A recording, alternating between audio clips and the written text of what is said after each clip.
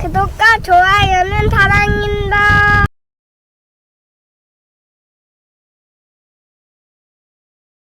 여러분 반갑습니다. 말씀창고의 서현 목사입니다. 오늘도 시청해 주셔서 감사합니다. 여러분의 구독과 좋아요, 알람 설정으로 저희 채널을 응원해 주세요. 항상 함께 해주셔서 감사합니다. 오늘은 잠언 21장 1절부터 14절 말씀입니다. 오늘 말씀은 왕이 주님 손 안에 있음을 이야기하고 있습니다. 세상의 지도자라고 하더라도, 가장 높은 자리에 있다고 하더라도 그 위에 주님이 계심을 잊어서는 안 됩니다. 그것이 지혜로운 왕이고 지도자입니다. 오늘 이 말씀을 통해서 우리에게 주시는 하나님의 마음을 함께 묵상해 보기 원합니다. 1절부터 말씀입니다. 왕의 마음은 여호와의 손에 달려 있어 강물과 같이 여호와께서 원하시는 대로 돌리신다. 사람의 행위가 다 자기 눈에는 옳게 보이지만 그 마음은 여호와께서 살펴보신다. 의와 공의를 행하며 사는 것은 희생 제사를 드리는 것보다 여호와께서 더 기뻐하신다. 거만한 눈과 교만한 마음, 악인이 경작하는 것은 죄다. 부지런한 사람의 생각은 풍성한 결과에 이르지만 마음만 급한 사람은 궁핍함에 이를 뿐이다. 거짓말하는 혀로 얻은 보물은 죽음을 구하는 자들의 사라지는 물거품과 같다. 악인의 강도질은 자기를 멸망시키려니와 그들이 올바르게 살기를 거절하기 때문이다. 죄인의 길은 악하고 굽어 있지만 깨끗한 사람의 길은 올바르다. 잘 다투는 아내와 넓은 집에서 사는 것보다 지붕 한 모퉁이에 혼자 사는 것이 낫다. 악인의 마음은 악한 것만을 바라니 그는 자기 이웃에게도 은혜를 베풀지 못한다. 거만한 사람이 벌을 받으면 우둔한 사람이 지혜로워지며 지혜로운 사람이 훈계를 받으면 지식을 얻게 된다. 의로우신 하나님께서는 악인의 집을 주목하시고 그를 망하게 하신다. 가난한 사람의 부르짖음에 귀를 막으면 자기도 부르짖게 될 때 아무에게도 응답받지 못할 것이다. 남몰래 주는 선물은 화를 달래고 품에 감춘 뇌물은 큰 진노를 누그러뜨린다. 여러분, 오늘 말씀을 보면 지금까지 말씀들 가운데 중복되는 말씀이 있기도 하고 또한 새롭게 말씀하시는 부분이 있기도 합니다. 1절 말씀은 이렇게 기록되어 있습니다. 왕의 마음은 여호와의 손에 달려 있어 강물과 같이 여호와께서 원하시는 대로 돌리신다. 오늘 말씀의 의미를 바르게 살펴보면 여호와의 손에 있는 왕의 마음은 개울 또는 왕의 마음은 여호와의 손에 있는 개울, 강물과 같은 의미가 됩니다. 마치 뭐뭐 같다에 해당되는 단어는 히브리어 본문에 나오지 않습니다. 그러므로 왕의 마음은 주님 손 안에 있는 물줄기라는 의미로 이해할 수 있습니다. 뭐뭐 같다라는 표현을 사용하지 않더라도 오히려 의미를 우리가 더 잘 알 수 있습니다. 이 뭐뭐 같다라는 표현이 없기 때문에 오히려 더 강조되는 내용이 있는 것이죠. 왕의 마음이 주님 손 안에 있는 물줄기, 지규와 은유, 이것을 사용함으로 말미암아 이 왕의 마음이 하나님 손 안에 있음을, 즉 마음이 안에 있다는 것은 무엇을 의미합니까? 마음이 여호와의 손에 달려 있다는 것은 무엇을 의미합니까? 그것은 결국 여호와께서 원하시는 대로 하나님이 주권자라는 의미입니다. 왕이 다스리는 것처럼 보이지만 결국에는 하나님께서 다스리시고 하나님이 왕보다 높은 존재임을 이야기하고 있는 것입니다. 여러분, 왕이라고 하더라도 자신의 마음은 어떻게 할 수 없습니다. 내 마음, 나도 모릅니다. 내 마음은 내가 어떻게 조절할 수 없습니다. 그렇기 때문에 아무리 높은 자리에 올라 있다고 하더라도 그 마음을 마음대로 할 수 없습니다. 하나님께서 다스리시고 주관하심을 오늘 말씀은 강조하고 있는 것입니다. 사랑하는 말씀 창고 가족 여러분, 왕이 이 세상을 다스리는 것처럼 보입니다. 그러나 사실 실제 통치자는 하나님이십니다. 하나님께서 세상을 다스리신다는 것은 이 땅의 지도자를 통해서 다스리신다는 것을 의미합니다. 하나님께서는 이 땅에 지도자를 세우십니다. 그 이유는 무엇입니까? 하나님의 대리로서 이 일을 감당하라고 세워주시는 것입니다. 그러나 그가 하나님의 일을 제대로 하지 못한다면 어떻게 될까요? 주권자이신 하나님께서 그냥 두지 않으실 것입니다. 하나님께서는 다 보고 계십니다. 그래서 사람의 행위가 다 자기 눈에는 옳게 보이지만 그 마음은 여호와께서 살펴보십니다. 여러분, 자기 눈에 옳게 보이는 것과 모두의 눈에 옳게 보이는 것, 특별히 하나님 보시기에 옳게 보이는 것, 이것은 큰 차이가 있습니다. 강도도 자기 눈에는 옳게 보이는 일들을 합니다. 남의 물건을 훔치는 것이 옳다고 생각합니다. 그것은 잘못된 것이죠. 악한 일을 저지르는 사람들이 자기 눈에는 옳다고 보이는 것이죠. 그러나 다른 사람이 보기에는 옳지 않은 것이 얼마나 많이 있습니까? 다른 사람들이 다 좋다고 하더라도 하나님께서 보시기에 안 좋은 것은 얼마나 많이 있습니까? 그러므로 여러분, 하나님께서는 우리 모든 것들을 공평하게, 올바르게, 정직하게 판단하시고 평가하십니다. 사람의 모든 행위에 대한 평가가 하나님께 있는 것입니다. 그러므로 하나님의 판단은 공정합니다. 정의롭습니다. 그래서 마지막 때에 하나님의 심판 앞에 누구도 항변할 수 없습니다. 하나님, 나는 착한 일을 했는데 하나님이 왜 벌을 주십니까? 그렇게 이야기를 할 수 없는 것이죠.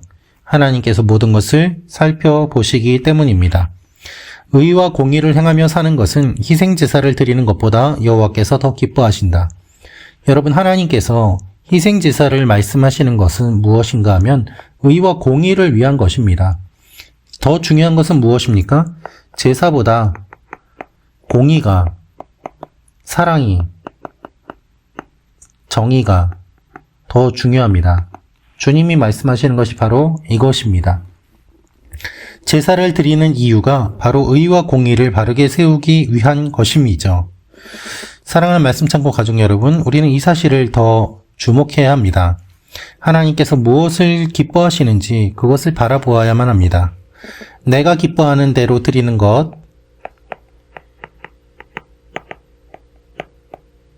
그리고 하나님께서 기뻐하시는 것을 드리는 것,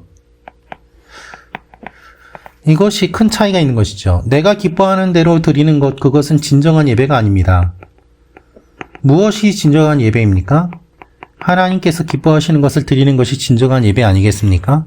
그러므로 의와 공의를 행하며 사는 것이 우리의 삶이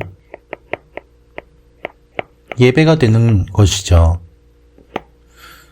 여러분, 우리가 예배라는 것을 생각해 볼 필요가 있습니다. 하나님께서 말씀하시는 진정한 예배는 무엇입니까?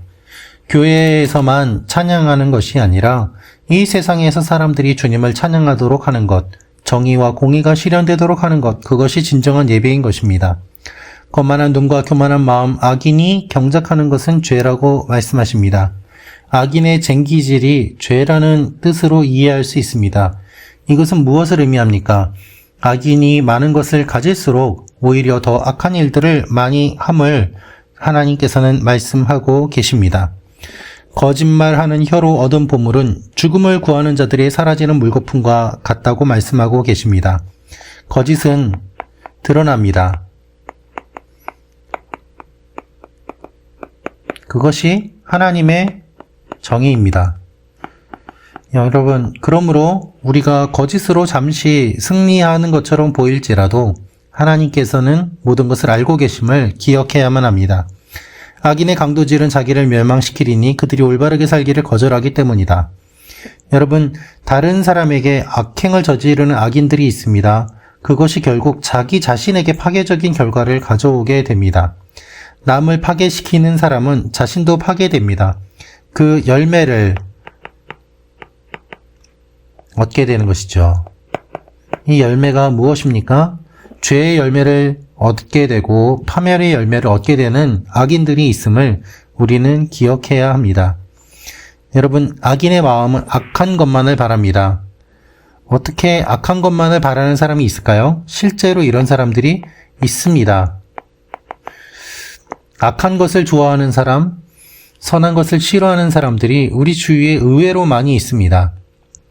자영업을 하시는 분들의 이야기를 들어보면 상상을 초월하는 사람들이 너무나도 많이 있음을 우리는 보게 됩니다.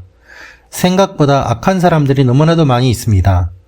우리는 이 사실을 깨어서 주목해야만 합니다. 순진하게 생각해서는 안 됩니다. 이 땅에 악이 있음을 기억해야 됩니다. 그래서 하나님께서는 악인의 집을 주목하시고 그를 망하게 하신다고 하면서 악인이 멸망할 것을 분명하게 계속해서 지속적으로 말씀하고 계십니다. 하나님이 내던져서 망하게 하시고 파멸에 던져 넣으십니다. 여러분, 우리는 의롭다고 생각하지만 하나님께서 우리를 악하게 보실 수도 있습니다. 그렇기 때문에 우리는 날마다 하나님 앞에 회개하며 나아가야 됩니다. 하나님께서 기뻐하시는 일들을 감당해야 되는 것입니다. 가난한 사람의 부르짖음에 귀를 막으면 자기도 부르짖게 될 때 아무에게도 응답받지 못할 것입니다. 여러분, 그렇습니다. 가난한 자가 부르짖는 소리에 귀를 막는 사람은 자신의 부르짖는 소리에 대한 주님의 응답을 얻을 수 없습니다. 하나님이 듣지 않으실 것입니다. 이것이 우리의 삶에 적용되는 보편적인 원리입니다. 남의 어려움에 귀를 막으면, 눈을 닫으면 어떤 일이 일어날까요? 내가 어려울 때 다른 사람들도 나의 일에 귀를 막고 눈을 감습니다. 여러분, 우리가 살아가고 있는 이 시대는 점점 남을 돕기 어려운 시대가 되어가고 있습니다. 내가 남을 도왔을 때 그것을 순수하게 보지 않는 일들도 많이 일어나곤 합니다. 그러나 그럼에도 불구하고 우리가 해야 될 것은 해야 합니다. 가난한 사람의 부르짖음, 약한 사람의 부르짖음, 그리고 소외된 사람들의 부르짖음에 귀를 막으면 아무도 내가 어려울 때 도와주지 않을 것입니다. 여러분, 교회가 가난한 사람들의 부르짖음에 귀를 막으면, 교회가 연약한 자들의 부르짖음에 귀를 막으면 어떤 일이 일어날까요? 교회가 어려움을 겪게 될 때 교회의 부르짖음에 그들은 귀를 막고 오히려 교회를 비난하고 교회에 대해서 관심이 없이 무시하게 될 것입니다. 그 결과 교회는 소외되고 아무런 영향력을 끼치지도 못하고 교회가 섬처럼 이 세상에서 고립된 채 둥둥 떠다니는 일들이 일어나게 될 것입니다. 가난한 사람의 부르짖음, 그리고 억울하게 핍박받는 사람의 부르짖음에 귀를 막아서는 안 됩니다. 하나님께서 우리에게 말씀하시는 것에 우리가 주목하며 오늘도 주님께서 원하시는 기뻐하시는 일을 감당하며 나아가는 여러분과 제가 되기를 원합니다. 기도하겠습니다. 아버지 하나님, 왕의 마음이 주님 손에 있습니다. 주님께서 붙잡아 주시고 지도자들이 어리석은 일들을 하지 않게 하시고 하나님의 손에 붙잡혀 있음을 깨닫고 겸손하게 모든 일들을 감당하게 하여 주옵소서. 우리가 연약한 사람, 가난한 사람들에게 귀를 막고 눈을 감는 것이 아니라 그들을 도와줌으로 말미암아 또한 우리가 어려울 때도 그들을 통하여서 도움을 받게 하시는 하나님의 영적인 원리를 깨닫고 기억하게 하여 주옵소서. 예수님의 이름으로 기도합니다. 아멘.